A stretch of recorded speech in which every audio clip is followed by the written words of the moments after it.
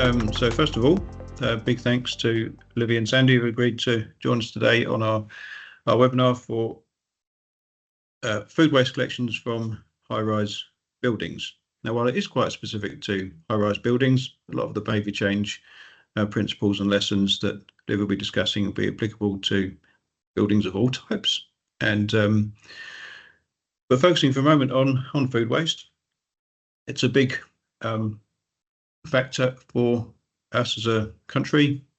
25 to 30% of all the waste that we dispose of is food scraps, food waste. And of course, the proportion that contributes to the greenhouse gases, greenhouse emissions, will be a lot higher than that. It could be up to half of all the sort of emissions from waste. So really important that we get to grips with this. Really challenging from flats. And we have the requirements of simpler recycling in not much over a year, where we need to be getting recycling and food waste from every residential building. So really grateful to Livvy and Sandy for agreeing to share their learnings from this project. It's going to be a really good session, I think. So with that, I'll hand over to Livvy. Thank you very much. So what's today going to look like? Well, I'm going to do a brief introduction, and then I'm going to go through the agenda and go through the insights from the trial we worked on, and then at the end, Sandy will be open to some questions. So anything you've got, put them in the chat, and then we can process those when we get to the end. So I'm Livvy Drake from the Sustainable Sidekicks. We are a behaviour change and sustainability consultancy, and we work to support change makers be more impactful with the insights from behavioural science. So how do we overcome the barriers to people taking action? Well, one of the things we do is we understand what those barriers are. So this is where we do research as per the project with Fife. I also have done lots of training with councils who are looking to upskill their teams in behavioural science, and we also develop communications materials. And also another project I've completed recently that hopefully I'll be able to talk about in the coming months is a fly tipping project that I worked on with Cambridge and Peterborough. So a guide which again was based on research and best practice for people within the local authorities to be able to address it. So what is today all about? Today, look at all these lovely moving parts, is about the project we worked on in Fife with high-rise flats addressing food waste recycling. So we're going to talk about the background of the project, the infrastructure and routines that we came across, the communication materials that we developed, and then I'm going to share some resources that will have come up throughout the slides, and then there'll be a chance to ask questions. And then finally, Nigel is going to finish up with some Metro Store insights. So let's talk about the project. So Scotland has got a target to reduce food waste by 33% by 2025, which is now fast approaching. And we worked on a 3-month trial with 3 high-rise flats, which comprised of 258 flats. And this was quite an isolated demographic. When we kind of talked to them, when we kind of did research with people around, we found there's a lack of community in these buildings. Even though people are very close together, they don't necessarily know their neighbours. There's a lack of visual cues for social norms because people can't see people putting their recycling or their food waste out, which is a challenge. They have limited space within their houses, their flats, to actually do recycling. So we also did ask questions around recycling as well to understand more about how people went about this, given they were living in small quarters. It was a lot more inconvenient than being in a household because you don't just chuck something out the front door. You have to go down a flight of steps or get in the lift. And the demographic was mainly an older age range. So we were interested in what that meant as well. So this is in Kirkcaldy in Fife. And we, as a Sustainable Sidekicks, offered support because one of the team managers was on long-term sick. So the trial objectives were to overcome previous belief that food waste service didn't work in flats. The aim was to maximise participation in the food waste service, and so this is just being rolled out. This is a new service, and learn about the barriers and concerns that people had and find ways to overcome them. And we trialled different communication materials. So the other thing we did was use the insights from it for a wider food waste service rollout, and we went to Zero Waste Scotland for funding, and the project was successful. So Sandy will be able to share about their wider rollout now. So what did we learn? Well, in our qualitative research, we had various different methods. So we had 98 conversations where the recycling advisors were on the doorsteps talking to people as they dropped off the caddies. We attended Tenants Association meetings to hear from the representatives. I conducted 14 resident interviews, and these were 30 to 45-minute conversations, either in people's houses, or I conducted 5 in a local pub so that we didn't exclude people who didn't feel comfortable having someone come into their house. But obviously going into their house was really useful because I got to see how they'd set things up. And then I was also having informal conversations around the flats and overhearing what people had to say. They had a lot to say when I was around. And I'd ran follow-up phone calls with the residents as the trial progressed and as we trialled different things to get feedback. In terms of quantitative research, we had 60 short survey responses to a survey we put out. And this was actually done, so we did it in 2 ways. We had, so while we were doing the, I was going around doing the interviews, we had people from the residents team from the council getting people to fill in these surveys, and then we also put them in the post as well. So we tried to get as many responses as possible. So when we did these, we found out that 40 people were still using the caddies, 10 had started and stopped, 10 hadn't started, and the other quantitative research we learned about was the food waste bin weight. So we were every week this got measured and weighed because the team had a separate collection going around to collect this the food waste from these flats. So that was really helpful to see what was going on, how it was going up and down. And we can see the demographic of people who responded to the surveys here on the right-hand side. So mainly they were the older residents, and we can see that, most people who replied were doing this. So in terms of the food waste quantities, the average weight of a bag was 900 grams, and the average weight per week was 45 kilos. And we can see here we had the 3 different flats, so we actually were getting data from each different flat to see whether there are any differences with those as well. So we tried to kind of learn as much as possible. And week 11 was actually when there wasn't a collection. So that wasn't anything else going on there. Oh no, it was, or there wasn't the data collected. So what were some of the concerns and questions that came up? Because this is really key, because if we want people to do behaviours, we need to understand what we need to overcome and what we need to communicate to people. So some of the things were around the fear of rats in the area because there'd be food waste bins out and about, the concern about the smell. There was a big concern about caddy liners and what would happen after the free supply ran out. People also asked questions about the current issues with the recycling infrastructure because there were the recycling bins had been moved to a central location between the 3 blocks, and people were coming and using them who weren't from the flats. So there was a challenge for local people. When we asked the interviews, people wanted to talk about caddy liners. Caddy liners was a top conversation. So the concerns were around them breaking, about what happened when the supply ran out, and again about the recycling infrastructure. And fear of rats did come up a little bit. So again, we can see the significance of the caddy liners because that was the biggest thing that people were concerned about. So the bags not being strong enough and breaking. And then after that, concerns were around caddies taking up too much space, not having bags, and the inconvenience and the difficulty of the process. So what were people's motivations for getting involved? Again, we wanted to know this because we want to know if some people are doing it, how can we harness that in other people? So what did we learn? The environment was a big thing for the people who were doing it. So being good for the planet and wanting to do their bit. We heard that a lot. People wanted to do their bit, especially as they were having difficulties doing recycling. So they wanted to do something. they wanted to repurpose food waste, so the idea that they didn't like things being wasted.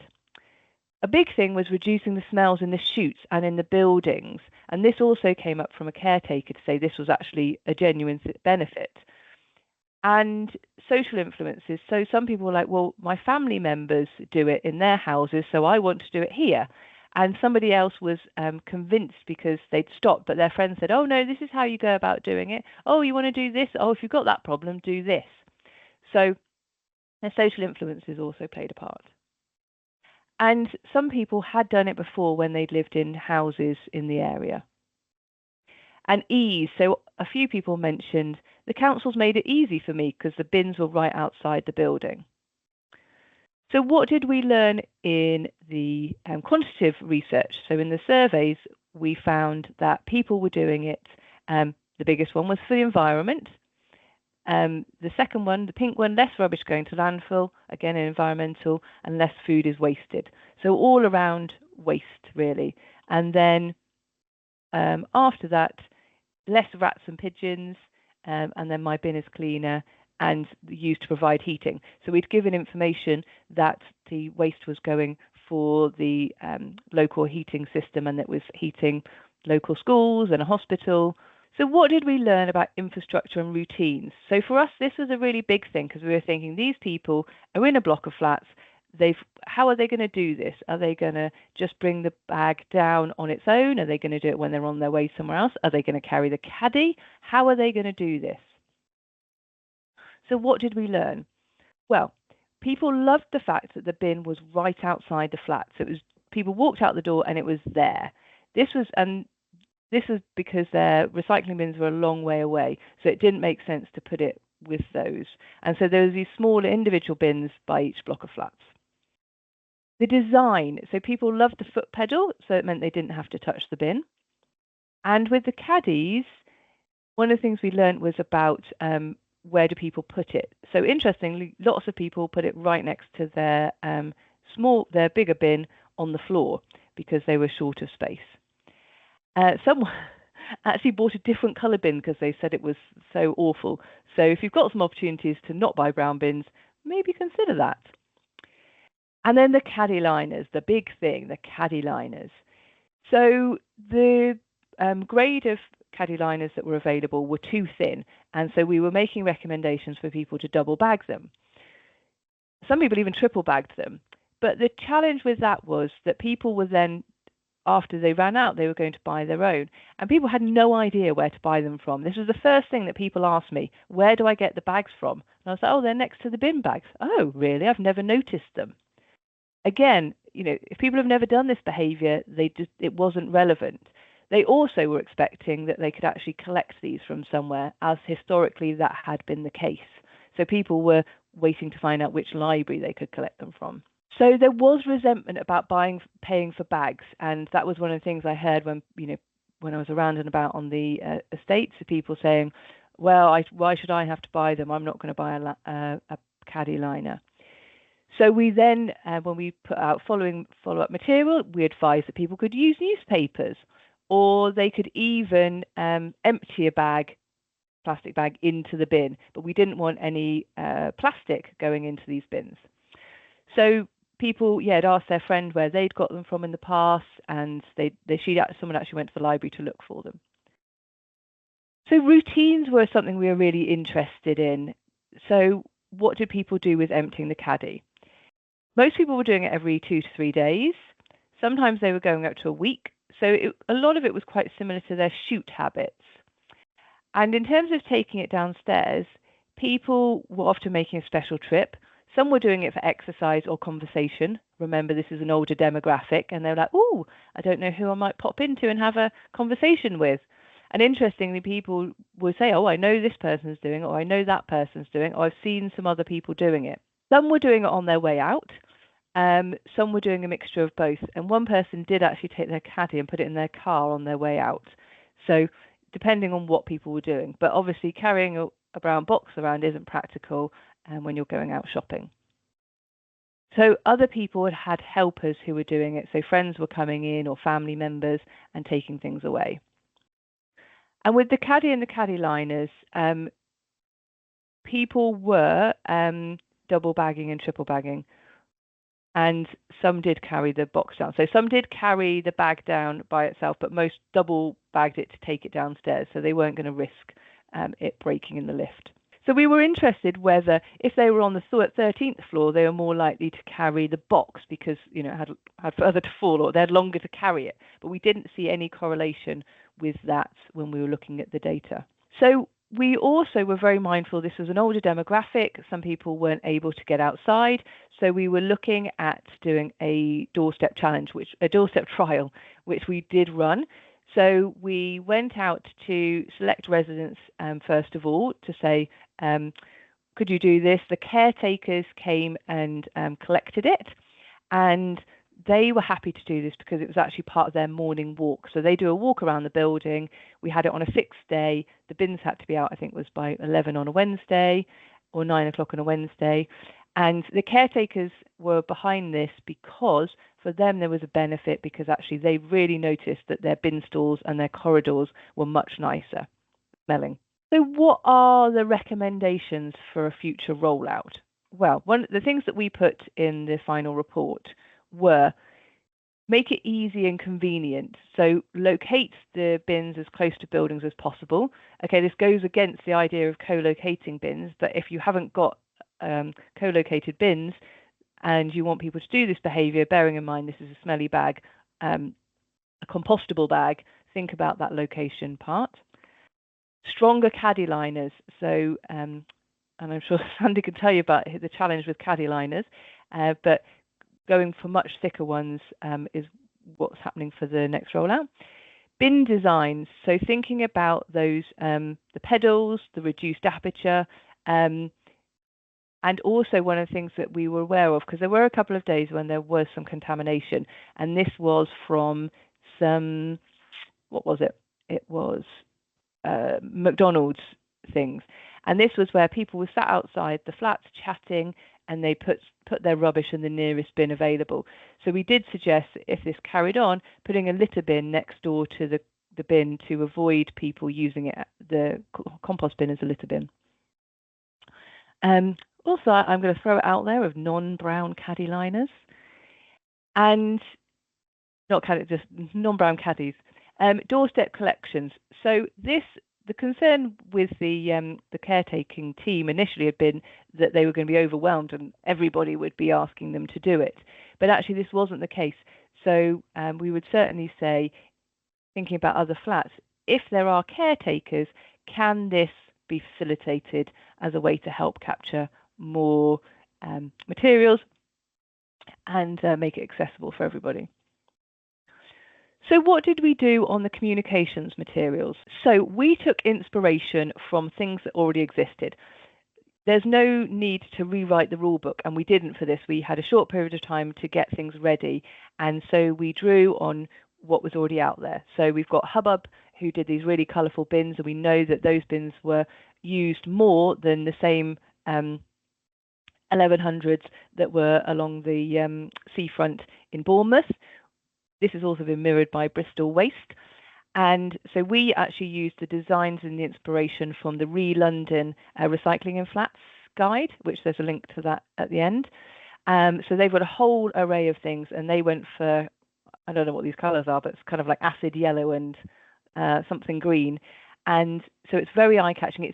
And the motivation of this was, for them, was not something that people would expect. So they haven't gone for some standard council colours. We also drew inspiration from the, I think it's called It's Yours, It's Mine waste project, where waste, it's mine, it's yours, where they worked with local people to engage people on addressing waste reduction in social housing. So with the letters and the reminders, we worked with the designs from London. We focused on ease. So what I'm going to share is the principles, the behavioural principles that we chose to focus on when we developed this communications. So we focused on making it easy for people. So, and we also focused on saying that they were really important and valued. So we said, congratulations, you've been chosen specially. Your estate has been selected to receive a fresh new food waste collection service. And we really made a big thing that they were the only estate that were being given this trial. So really making them feel valued. We also used these follow-up cards, the easy as 1, 2, 3, as a reminder, which came with a tea bag, as per the London trial. With the leaflets, they worked with the Zero Waste Scotland designs, which included visual images of the kind of items to go in the material into the bins, and anything else to say on this. We made some recommendations for developing these on. So talking about the benefits. At the moment, they focus kind of why to do it for the council and for Zero Waste Scotland. So we made some recommendations to include those the things that we'd heard during the research. So including things about the benefit to them for their chutes, the benefit to them for their corridors, the fact they don't need to use their empty their general waste bin so often, and they wouldn't have a smelly general waste bin. So in terms of the bin vinyls, we went all out colourful, and the principles were salient. So how did it catch people's eye? We used different messages, so we kind of rearranged them all. So we had the prescriptive norms. Thanks, Ravenscraig, put your food waste in here. So we're telling people what to do rather than saying don't do this. We're saying what to do. We also wanted to address the drop in the ocean belief that is common in social housing or in flats, that their actions won't make a difference. So we told them what was happening to the food waste. So the fact that it was going into the communal heat network and it was heating the local area.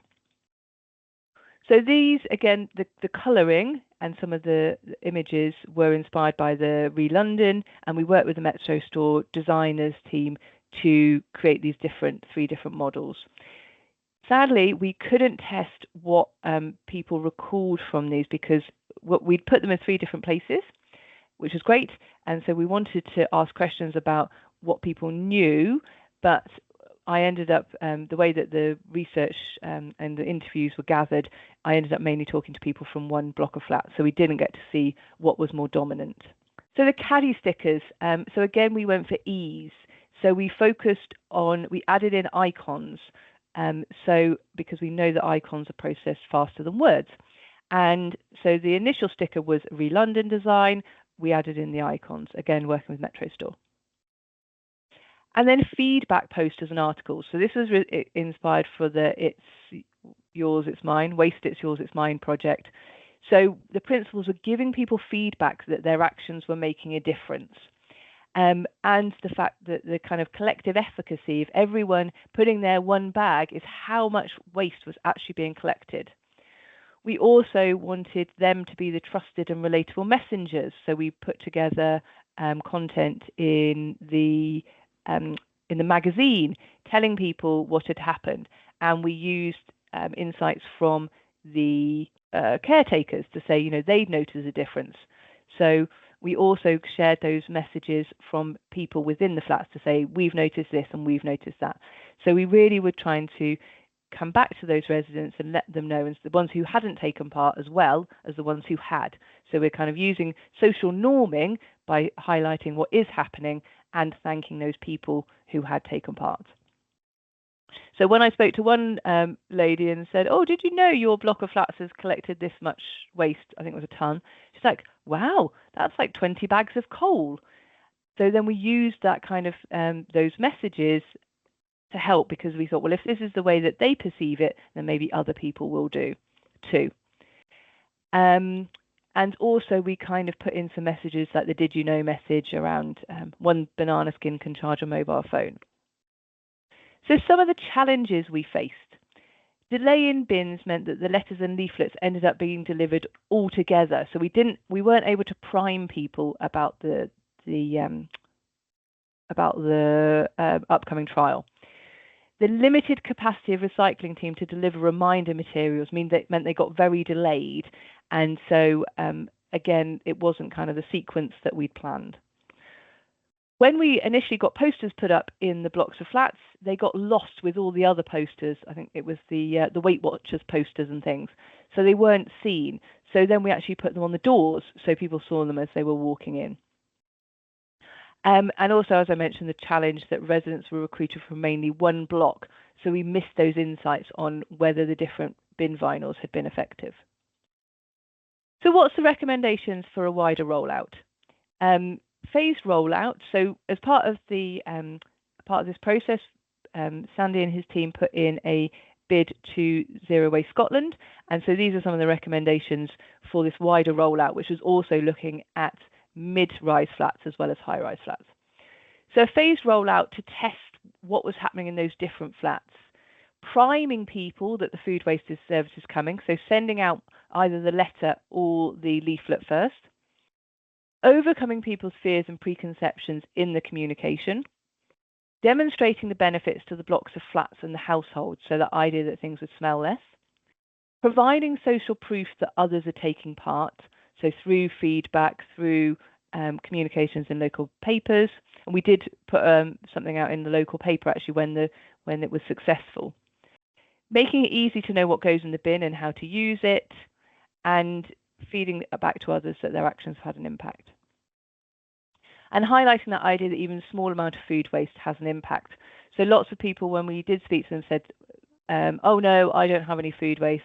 I only have tea bags, or, you know, I only eat pies and I eat everything. Or because lots of people were older, there was things about, you know, kind of the meals they were eating or not eating meals, eating meal replacement things. So again, being mindful of who the demographic is and what their perceptions of what a lot of food waste is. So just if obviously 2026 is the date for rolling out, so I'm sure lots of you have been busy procuring infrastructure. If you haven't yet, Nigel will talk more about the Metro store infrastructure. But if you're starting to think about how you're going to roll this out, if you're going to be who are those demographics you've got to reach? If you need support with things like interviews or surveys, marketing materials, any of those things, then we can have a chat and talk about how we can support you with your project. And here are some of the other resources that I've referenced. These are things that might be relevant. So over to Sandy and Nigel now. I'm going to have a sip of tea. So Sandy, so really, yeah, thank you, Eri. That's wonderful. Sandy, can you give us a sort of rundown on where you're at with the rollout and how it worked in practice from your perspective? Yeah, I'll try and give a quick update on. I'll just be 5 minutes, I think, if that. We are now. We've got all of our high-rise blocks now have the food waste bins in place. We did it as Livvy suggested. Every flat, every block was lettered, and then we waited a couple of weeks before we actually installed it, so the time to prepare for the upcoming service. We did. We got all the equipment via funding from Zero Waste Scotland. I think Livvy mentioned it. We had a bit of a nightmare waiting for the thicker bags coming in. They were provided to us by Cromwell's. Because they're bespoke, they weren't made in this country. They came from China. So the bags were en route and we were expecting them to come in, and then the captain of the ship decided to take a detour because he was worried about Houthi rebels in the Red Sea. So they came all the way around the bottom of South Africa, and it put an extra kind of 5 or 6 weeks on the journey, I think. So they were a bit delayed coming in, but once they were here, we got the project rolling out. We used the posters, as Livvy had suggested. So each block, as we were getting like a month's worth of data in, we were letting all the blocks know how much they'd collected. So at the moment, we're kind of sitting on about 3.5-4 tons that we've collected from the blocks that have been rolled out. So we've fed that back, and we're also in the process of doing a big sort of promotion as well through our Fife Council media team. So that's actually going out this weekend, just in time for this. So no, I think Friday it will go out, and it's just to let them know, everyone know that that's kind of like all the tower blocks are now completed, and we're going to start working around the mid-rise blocks. We went out and did a site meeting 2 Thursdays ago. So we've got a big area in Kirkcaldy, which is actually not far from Ravenscraig, but it's 4 or 5 different streets, and it's all kind of like 8 and 10 in a block. But in total, there's about 300 properties, so we're going to go there next. And we're also going to do a couple of private areas as well, moving away from not just concentrating on council housing. There's another couple of parts of Kirkcaldy where it's private housing, but also is ideal for what we're trying to achieve with this. So we're going to move into them as well. So hopefully by sort of like February, March, we'll have used up all of the bins and all of the caddies that we got with the money from Zero Waste Scotland, and we'll then look to maybe see if we're going to like invest in some more, because there'll be some other mid-rise blocks and that we haven't included as part of it. So, but it's been really good. We worked in conjunction with housing. They've guided us a lot. The Fife Council's housing department. Much easier working with them rather than just doing it in isolation. So, but again, I've had contact from various other authorities across the UK, and I've had meetings with them just for folk looking for advice, looking for asking questions, and I'm always happy to share some of my time if anyone who wants any advice. So I'll pass back to Nigel if you want to open up to questions to Livvy or myself. That's great, Sandy. Thank you very much. Yeah, I've got a couple of questions to kick off with. With the blocks that you've rolled out to more recently, would some of them have had a younger demographics or more families and that sort of thing? And you noticed any difference in that? No, absolutely not. They are different demographics across all of the different tower blocks that we've got. Every one of them's taken part. Put it that way. We've got good positive numbers for every block that we rolled it out to. So it's been really positive. We took 3 tower blocks in Dunfermline, which is kind of like 10 miles long from Kirkcaldy. They were the first ones that we did, and one of the 3 blocks in particular has been outperforming everyone else. So we haven't done door to door, so I don't know the exact demographics there, but the other blocks were maybe coming out with sort of 30, 40 kilos a week, the same as Ravenscraig, but one of the blocks is performing about 100 kilos a week. So they've really taken to it in that one particular block, which is great. It's and we'll probably find that as we roll it out wider, you'll get areas where people are a lot keener to do it, and there's probably a little bit more research to do there. But definitely been good. That's great to hear. And again, with the wider rollout, have you had any more sort of issues with contamination, or has that been minimal? Since we've rolled it out, the contamination has been minimal. We've not had any rejections. We had one rejection during the trial, which Livvy alluded to, and it was somebody decided to put all the McDonald's cartons in it. But other than that, it's because the bins are designed with a kind of small aperture. It's not like you can put big black bags or anything in it and really contaminate it. So no, the bins are all well designed and do their job. So, and because we've given everyone, I think, the right comms, then they know exactly what to put in it. So it's been going really well in terms of contamination. That's great to hear. And I guess you haven't had any blocks where you've not done the comms or intervention to sort of test what the participation would be with or without. But it'd be interesting, for other authorities whether we could develop any benchmarking around that. I think. So we've got a few questions coming in, which we'll start to pick out. But in addition to that, if anyone that wants to put their hand up and fire in a question, please feel free to do so. So the first one is from Jan around costs to the landlord and any cost to residents. So any sort of clarification on that would be useful. We've rolled this out with funding from Zero Waste Scotland, so there's no cost to the resident or to the. I mean, other than we give everyone a supply of bags, which once they've run out, then we would expect people to supply their own bags. But that's Fife wide. We don't supply bags to anyone. So we've delivered our food waste service now for probably 11 or 12 years across Fife, co-mingled with the garden waste. But since round about, I think probably the first year of COVID was when we stopped supplying food waste bags, then the liners. So we would expect anyone to provide their own. So other than that, which is a fairly minimal cost, that I think get them in major supermarkets, they're relatively cheap. So, but certainly not to. That's the only cost we would pass on. Excellent, thanks for that. So, got a question from Emma. Have Fife done any engagement with the schools to educate children and thinking of the sort of knock-on effects from that.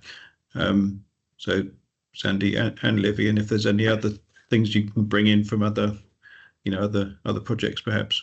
We haven't done any engagement directly from my team. I don't have a strategy team. I've just got me. But Fife does have a climate change and zero waste team who go out and do some of the education stuff. But again, their resources are fairly limited as well. It's a pretty small team. But educating kids is part of it. But like I said, not directly from my team. Livvy, have you got any experience that you'd sort of parallel experience you draw from that?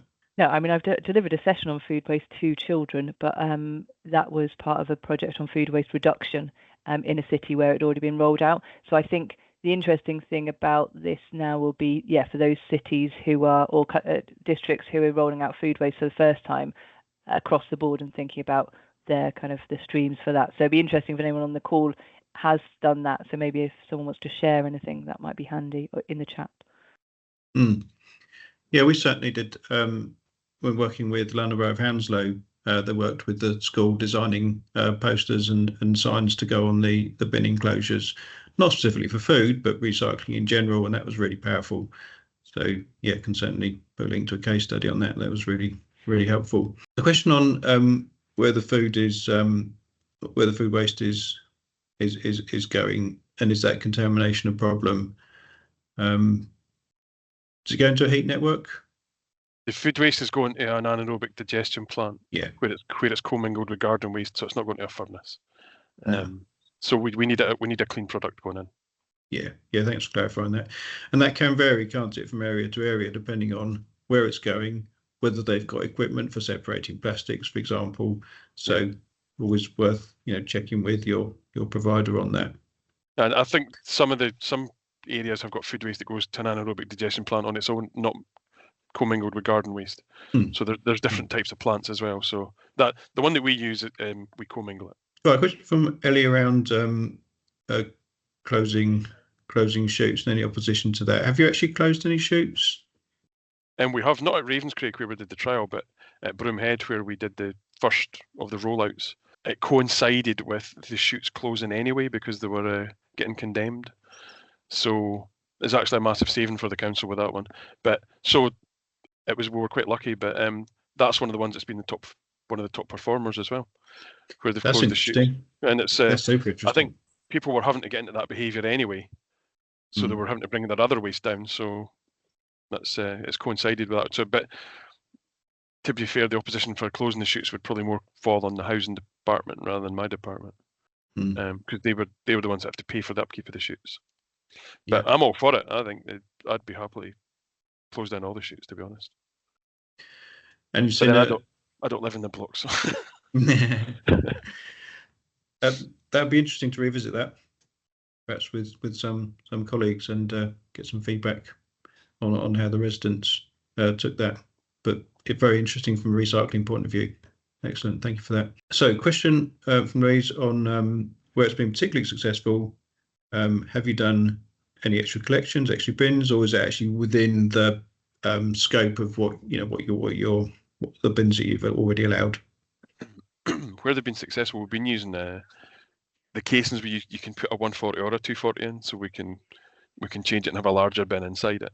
But our tower blocks also all sit within the largest kind of urban areas in Fife. The kind of largest, Dunfermline City or Kirkcaldy, Glenrothes, it's where you've got a lot of vehicles there anyway, so we can provide extra collections ad hoc if required. Out of interest, that 30 or 40 kilograms per week that you're collecting from 80 dwellings? It wasn't at Ravenscraig. It was. Some of our tower blocks are smaller, some are bigger. Yeah. Is that half a bin? How much is a bin when it's full in weight terms? Do you know? The 35-40 was about 2/3 of the bin, but that was a 140. Yeah, okay. So 240 filled with food waste, you could get that pretty heavy. So what sort of 100 kilos or so?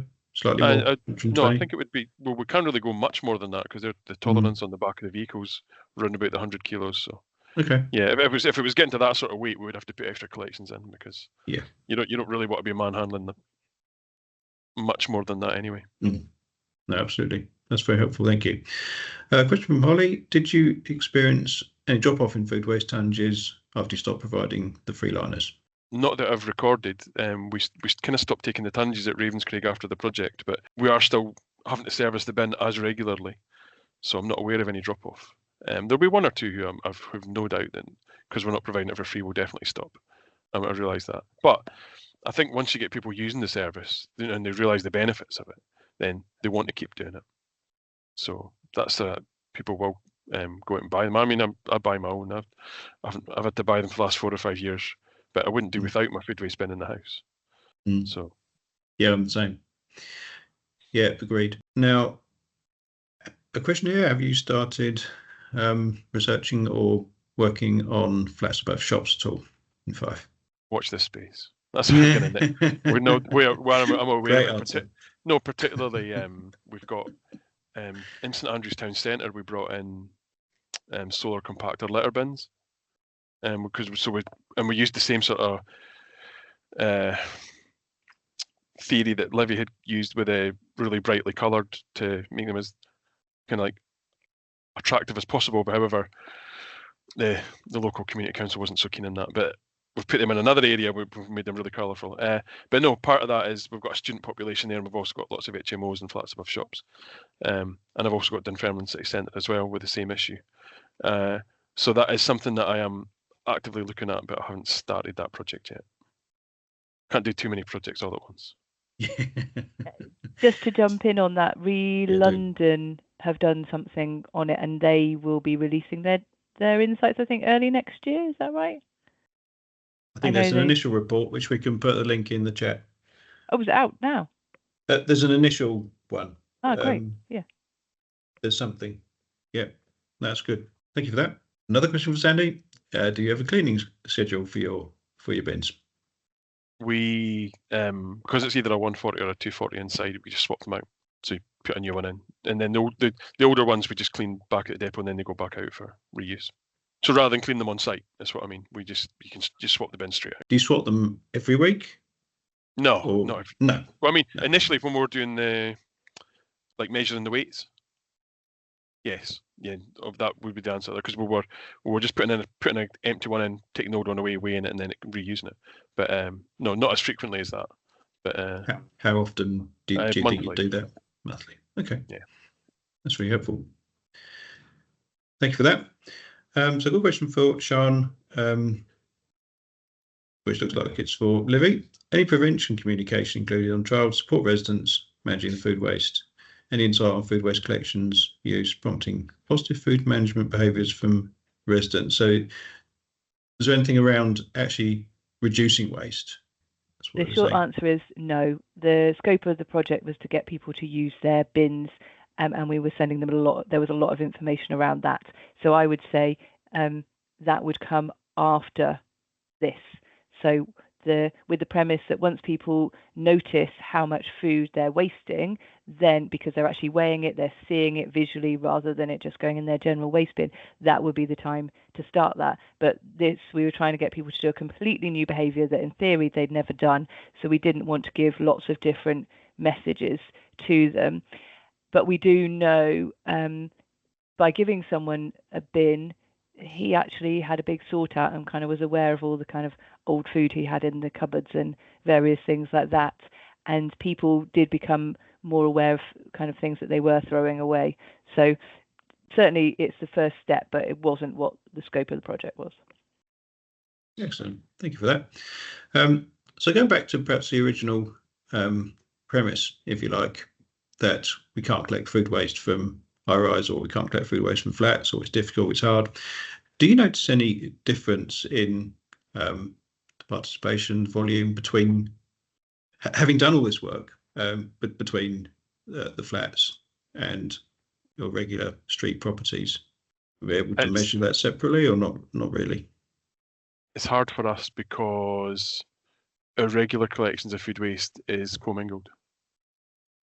Okay. So everyone's bins will be out, but it's, some of it will be garden waste, some of it will be just food waste. So it's not easy for us to measure it directly. How it compares to to to a regular beat using the flat. But we're now more than a year in, and we're still getting regular participation. We're still having to empty the bin just as regularly. So we know that in the flats that folk have gotten engaged with it and folk are still using the service. So that's positive for me. And we're not seeing that, we're not getting that issue of contamination either. So it's all positive for me. Yeah. Could we find any data around that 30 to 40 kilograms a week? What percentage that is of the total? We wouldn't have done any waste comp analysis presumably, but is there an estimate of the total waste that's collected per block? I could get that. I could try and figure that out, but not on the spot. I can't. That'd be an interesting one to look at. That's good. Yeah. Excellent. Thank you very much for that. If anybody else wants to pose any questions, can't see any hands up. There's one more just asking if we need a special collection for the bins, but we don't. It's just standard either 140 or 240 household bins that we use inside the pods, and they're just collected as regular with RCVs. Yeah. Okay. Good. Thank you for that. Well, I've just got a couple of bits to cover off regarding the containers. So as you've seen, the product did use enclosures for the food waste bins, and this was quite important in terms of the convenience factor for the project. And I think what we're seeing, in the sort of roll up to the new simpler recycling sort of coming to force is more and more people are using products like this for flats, particularly for flats. And certainly in trials with London, they found that they got a lot more participation, approximately double the participation, because it was easy for residents to engage with, to get hands dirty and so forth. And it's become, products like this have become a fairly sort of standard fare, if you like, for blocks of flats. And we'd certainly say to any landlords, this is coming to your blocks. The councils will be issuing food waste bins. They might be giving you these enclosures, they might not, but it will become the landlord responsibility to obviously manage them, keep them clean, prevent contamination and so forth. So engaging with a supplier of enclosures early would seem to be a good plan. It came up about contamination. Unfortunately, in this case, it's been minimal. There's a couple of ways of approaching that. One is having a litter bin nearby so that they don't just become by default a litter bin. Another project or product that we're working on is Metrikey. We've got it working in some areas whereby users actually sign up and register. The bin is actually locked. They sign up, they register to use it. It then gives them access to the bin, and also you get data then of who's using it, when they're using it. And the trial in Hackney with a similar system for flats above shops, because contamination is much more likely to be an issue where they're actually on the street, much more public domain. They found that whilst they got quite a bit of contamination in an unlocked bin, there was none consistently. With the locked bins, they were free of contamination. So if you're starting to look at stuff more in the public domain, flats above shops, give us a shout, and this is something that we can discuss with you as an addition to that product. And then the last point is relating to the various other resources and things that we can provide you with if you're starting to look at flats recycling projects. We're running workshops with councils and landlords, bringing the people together that need to have this discussion about how they're going to carry these projects forward. There's a number of webinars, recordings and things on our website, which again put the link in the chat. Where there's lots of information there that you can dip into, find out what other people are doing. One of the things that we're always delighted to be able to do is share learnings, what's working for people, sometimes what's not working. We are providing a free consultancy service.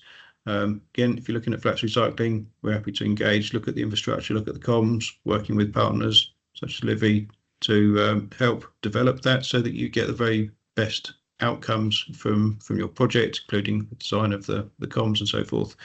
So essentially, that's how we can help as you move forward with your projects. So really appreciate all the interest in the subject. Please keep in touch, please keep engaging, and look out for our next webinars. If there are some particular subjects which you'd like us to cover, please let us know. One of the reasons we actually ran this webinar is because people were saying, can you do one on food waste? So that's definitely something we're up for. Livvy, if there was one thing that you wanted people to take away from this session, what would that be? My one takeaway is to think about the people you're trying to engage and think about the benefits to them rather than the benefits to the environment or the benefit to you as a local authority or to meet your net zero targets. So put yourself in the shoes or the kitchen of that demographic. Yeah, that's a great point. And what would their barriers be? What motivations could we find? Yeah, it's fantastic. Sandy, what would you like people to take away from this? Just that don't give up on flats. I've been guilty of that in the past. Just like, no, we'll just leave them on landfill only because it's complicated to give them recycling. But it's actually, if you engage with them, it's not that complicated. And I would just say there's a couple of questions that have just come in while you were doing your bit, Nigel. There was a question about vermin, which wasn't an issue. And I think once you see the bins in place and how sturdy they are with metal, that there's really no opportunity for rats to get in. And then Emma's asked a question about all these bins and enclosures. Yeah, there were. We didn't just put 140s out randomly. They were always inside these enclosures. That was why they're designed for that, just to reduce contamination and to keep them away. Although we do have one set of private flats that we're possibly going to try a 240 without the enclosure, because the area it wouldn't be suitable. There was nowhere really to site one. It's quite a exclusive area, and but we think they're going to work out. So we're going to try it with a 240 inside a bin store. So we'll see how it goes with that. I'll feed back on that one to Livvy. Excellent, thanks. Sorry, I just wanted to pick them up just because people. No, thanks for picking them out. Did someone have a hand up just now? I didn't quite pick it quick enough. Aaron, do you want to come in there? Yeah, sorry, I'm very new to this. I'm interested in the Metro lock. Would the Metro lock be able to be used, and tell me if I'm wrong and it's the wrong area, if the Metro lock could be used on, say, a bin store door rather than a fob, so we can monitor who's going into the bin store? Or is it purely on just a recycling bin? The way it's designed at the moment, it's just fitted to our bin enclosure products, and not all of them at the moment. It has been developed specifically for food waste, and it's applicable to the food waste product. But that doesn't mean that we couldn't apply it to other areas. So interested to pick that up with you separately. Absolutely. Yep. Thank you. Huge thanks to Livvy and Sandy for sparing the time to share the learnings with us today, and for everybody that's joined. We will share a recording, summary, slides, etc. And please keep in touch and keep safe. Enjoy the rest of your day.